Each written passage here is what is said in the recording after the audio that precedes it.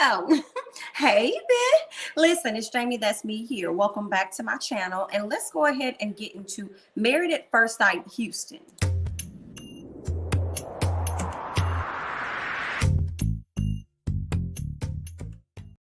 We got a whole new season, okay, of singles getting ready to be married, okay? And I think they tried to be a little bit more, or not a little bit more, but just in general, I think they tried to be diverse this season, even though I still prefer to see more Black people. Sorry.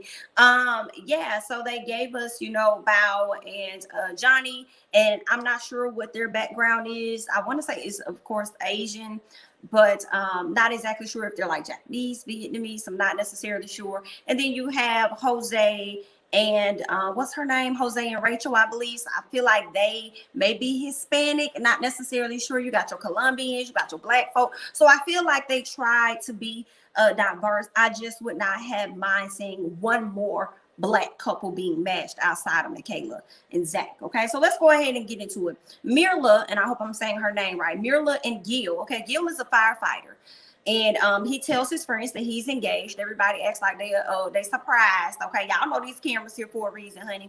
We learned that he is actually Colombian. And I was like, okay, because I was wondering when I did the first video that I did about the couples. I'm like, well, which one is Colombian? So yeah, we learned that he is Colombian. He also talks about his dad that actually passed away due to like a home invasion or something. He ended up being shot. He lost his dad around the age of 14. When it comes to Miss Mirla, we learned that Mirla is bougie. I don't know why, how she don't really give me that she's bougie. Like first sight of her doesn't make me think that she's bougie, and maybe that's just what I think a bougie person is. Always got their hair done a certain way, always got their makeup on, and I don't really see Mirla with a lot of makeup, but maybe she's just bougie by actions or something. Like, I don't like this, I don't like that, no, thank you, you could take that there. Okay. Mirla did get on my nerves at some point, and I will highlight that with her quote unquote bouginess. Okay. I don't think that she's outgoing at all, even though she says later on in the episode where she's an extrovert and she's an introvert. I'm like, okay, I don't know about the extrovert part of you, but that's yet to be seen. This is just the first episode. She also highlights the fact that she did not want a bald-headed man. And this is what bothered me, is the fact that this is what she said, and the what do you call the people? I don't want to say therapists, I forgot what they call them, but y'all people are the ones that go out there and find who they're going to be matched with, and this lady told you she didn't want no bald-headed man. So I am afraid that she probably, not gonna really fully get to know him because he's bald head. Because when she sat with her friends to tell them that she'll be getting married in 2 weeks, they asked her, "What if he's bald head?" She's like, "Oh, he better not be bald head. I don't even think I'm gonna be able to focus on anything because I'm gonna be too busy staring at his head."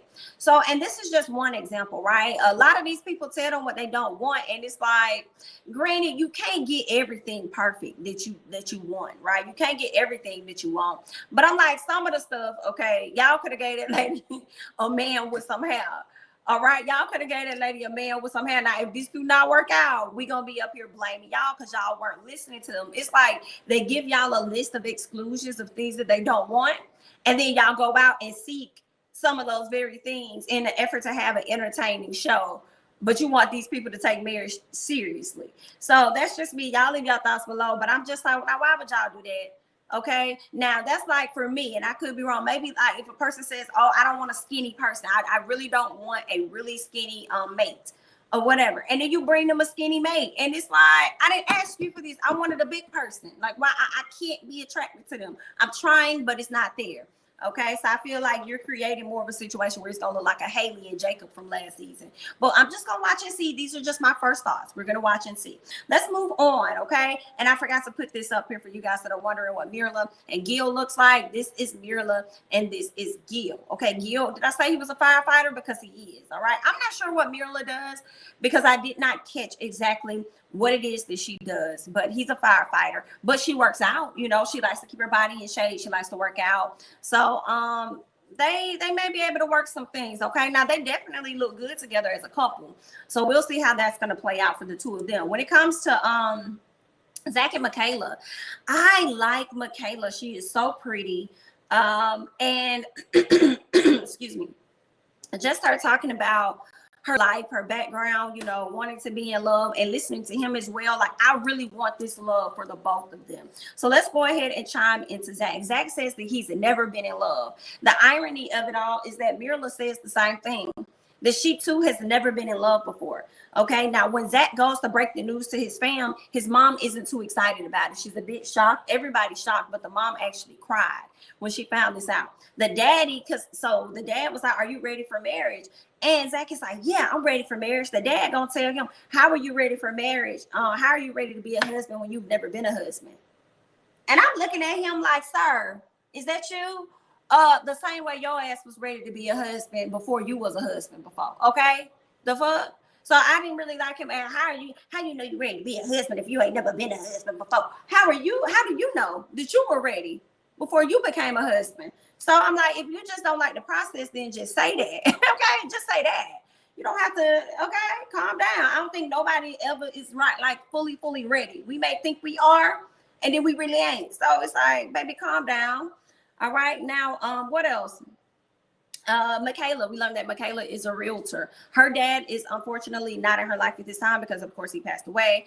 He passed away due to a drunk driver. A drunk driver hit him. Her dad was a dad that would do anything for her. So I really hate that he can't be a part of this process with her, but I still want her to get that love on the other side. So based on the love that her dad gave her, you know, dropping anything to be right there by her side, that's what she's looking for in her mate. That's what she's looking for in Zach. Zach gives me the impression that he is a sweetheart, that he is a person that wants to please people in general. So I feel like he would be one to want to please her, and hopefully he would show up for her as well in the ways that she needs him to show up, and vice versa. Okay. What else did we talk about? Okay. Yeah, that's pretty much it. Aside the fact that Michaela is pretty stubborn. She has like 3 sisters, and they definitely there to tell her about herself, especially one over the other, the one that's married to the white guy. Okay, she's definitely there giving her advice from her own perspective of getting married. So I guess that's gonna be our go-to person. But that's that. So good stuff for them. Let's go ahead and move on to Bao and Johnny. Johnny talking about he been single for 7 years, honey. And I believe it because Johnny also is OCD. Johnny is OCD, and with him being OCD makes me believe that Johnny is extremely picky. Okay, so I think that's another reason. Johnny is always afraid of settling, like there could be something else out there. So I feel like that makes sense as to why Johnny been single for this many years. Johnny also says that he's attracted to hygiene, very important for him as he has OCD.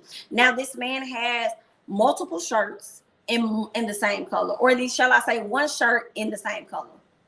Okay, and then he'll have a variety of colors, but it's multiple ones. Like, so he'll have like 3 gray ones, and then he'll have 3 yellow ones, and then he got these button-down shirts in his closet. Look like he had like 7 or 10 of them, all the same color. Highly confused, but that's how he is. Okay, what else does he say? He likes when a person says that they love him first.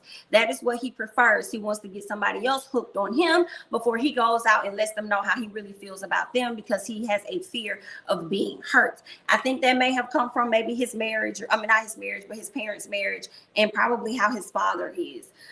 Speaking of his dad, he was really afraid to tell his dad, like, listen, I'm about to get married. Like, he's afraid because his dad, he already know how his dad gonna respond. I have to see the person. What do they look like? You have to know this, you have to know that. He's not gonna approve of him getting married without getting the opportunity to get to know this person. And I kind of feel like I understand where the dad is coming from. However, you knew his mama, and that still never stopped y'all from getting a divorce. So where are we going with this? Where are we going with this? So you still, y'all got divorced. So yeah, that's that on that. I feel bad for Johnny because Johnny was really up there crying really hard because the approval of his father is very important for him. But when Johnny called his daddy ain't playing no games for him and said, baby, I'm not going to be a part of this wedding. I'm not going to show up. You already know how I feel. So baby, that's dead. Okay. That's where they are with that situation. When it came to, let me see if I have something on Miss Bao. I actually don't even really have no notes on Miss Bao. I really don't have any notes on Miss Bow, so I'm just gonna go ahead and skip on over to the next couple. But I do have some things that I want to say about Bow later on from the episode. But initially, I had no notes that I wrote down regarding her. Let's get to Ryan and Brett. Brett says that he was a ladies' man at some point. But after actually that's not, I'm sorry, that's not Ryan and Brett. That is actually Jose and what's her name? Jose and Rachel. Let's get to Jose and Rachel. Jose and Rachel. Rachel tells her mom and her best friend. Excuse me. She tells her mom and best friend about her getting married, right, in the next 2 weeks. What I did not like when Rachel sat down with her best friend, I believe that was her best friend, the girl immediately went to looks, and I just didn't like that, because I'm like, you need to watch those types of people in your friend circle, because instead of her saying, are you sure you want to do this? Like, oh my God, this is in 2 weeks. You don't even know him. Da, da, da, da, da. She said something that kind of bothered me, and y'all let me know. She tells her, she automatically goes to speaking on him not thinking she's attractive enough, going straight to him feeling like, oh girl, what if he doesn't like you like that? What if he, and I'm just kind of like, what if you're not what he likes? Like, what if you're not cute, basically? What if you're not pretty? What if he think you ugly? Or something like that. And I was not a fan. I was like, now, why would you say that to her? Because the girl even sat there and she looked dumbfounded. She looked crazy. Like, huh? Like, why would you say that? Like, what? Like, I didn't like that at all. I didn't like it at all. So I'm like, you need to watch your friend. And she said it more than one time for me. That made me be like, no, ma'am. I don't know if that's your friend. You may want to be a little careful. Sorry, y'all, I'm trying to pull something else up right now. So what else did we learn? Her best friend did tell her that she's a person that's too accommodating, though, and she needs to be careful about that. So I can appreciate that advice. Like, as you go into this marriage, don't be too accommodating. Make sure that you two are getting something out of the deal, because Rachel has felt like she's given so much love to people, or she's given so much, and she hasn't always reciprocated that. She also mentioned that during the pandemic, she was actually in a relationship. And while she was in that relationship, the person like stayed with her or something like that for the during the quarantine or whatever. And while they stayed with her, she found out that they was cheating on her. Basically, they was being unfaithful, and she decided to go ahead and break things off. And then next thing you know, she ended up going into this married at first sight. So I'm wondering, when do they send their applications in versus the time that it takes for them to be identified and then to start filming? Because I'm like, we just had the pandemic last year, and this was what, 9 months, you said? Y'all were with each other for like 9 months, and you find out he was unfaithful, and then you ended the relationship. So I'm just wondering when that happened. Maybe it was like at the top of the year or something. But it had me a little confused. When it gets to Jose says that he has 2 homes. He's worked for NASA in some capacity, and he was able to pay off pretty much all of his college debt, all of his student loan debt. He ain't got no debt. He got 2 houses. He living his best life. He's at a place where, listen, now I can do whatever it is that I want to do, okay?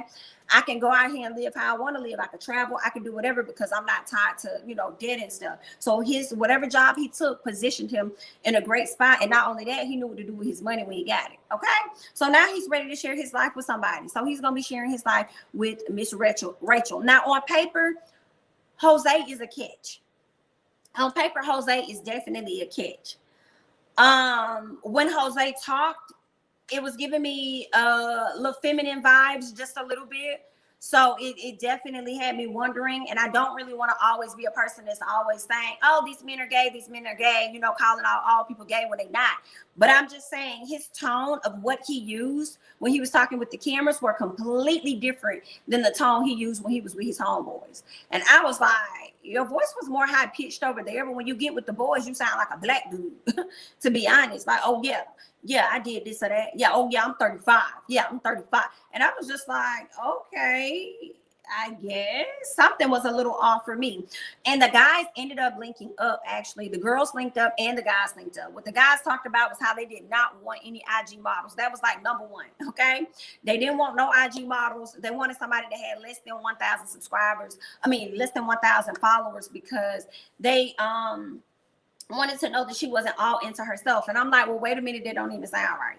Because just because a person doesn't have 1,000 followers doesn't mean that they're not all in self. It just means that they haven't gotten more than 1,000 followers. Like, what do you mean? Then you may have somebody that got tons of followers, but they're not necessarily into themselves. They just use that platform as a business for them.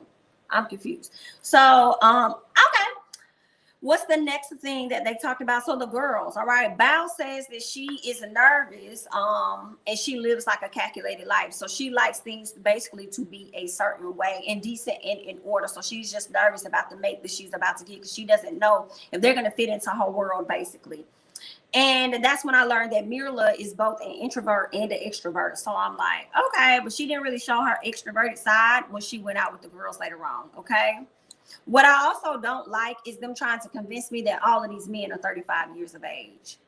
You're not going to do that. I think Zach may be the youngest, but outside of that, why y'all over here trying to convince me? Okay, y'all is not going to tell me that Brett is 35. I'm having a hard time believing it. And speaking of Brett, let's go ahead and hop back up so that I can go through Brett and Miss Ryan. Okay, Brett and Ryan. So Brett was a ladies' man at some point. His parents and his sister didn't think that he was actually gonna get to this place in his life because he would have a different girl every week or every month, okay, whichever one he wanted to do. But after his best friend passed recently, it put his life into perspective. He started thinking about things a little differently, and now he's saying, yo, I'm getting older now. I want somebody I can settle down with and just be with that person for the rest of my life. Okay. Now, when it comes to Miss Ryan says that she ain't been in a relationship for like 2 years, but she's also looking for a man. She's thinking, she says she wants a man that has more quality than anything. She wants a man of quality. So that's what she's looking for. He likes to, ride. He's a very active person. He likes to ride his bikes and go out and stuff. And she's kind of active too. I believe she's like a volleyball coach. And then she likes to do different exercises and stuff within her home. So they actually may end up being a good match for each other. So we're going to see how this plays out. But when it comes to Michaela tries on her wedding dresses. The first dress, terrible. Everybody was saying, oh, you look like a flower blooming. I'm like, no. Bloom right on back to the dressing room and change it up because I disagree. The second one she came out with, loved it. Looked really, really good in my opinion. She looked beautiful. She's such a pretty girl. So I was here for that. What else? Zach looked really good. Zach looked really good. I was like, look at Zach. Zach is a very handsome guy in my opinion. I think that blue looked great on him, but I did not like the blue jacket with the blue pants. I like the black and blue jacket that he had on. I think he should wear that with black pants. Kind of like with what Bao had on. I'm sorry, not Bao, but Johnny. I loved Johnny's jacket with the red and black in it. Loved it. So I'm hoping that Zach goes for a look like that. But all in all, later on we see them go to this bachelor party. You got the bachelor party and the bachelorette party. Firefighter Gil is a people's person, is what I'm gathering from him. He loves to be out and about. He loves to have a great time. He hopped on the pole. He started dancing on the pole, doing whatever the other lady was doing. I can tell y'all right now, Miss Mirla is not gonna like no action like that.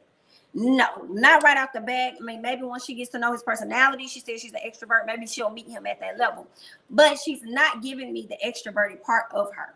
So I think that she wasn't like that the way he was acting. And he wasn't really doing too much.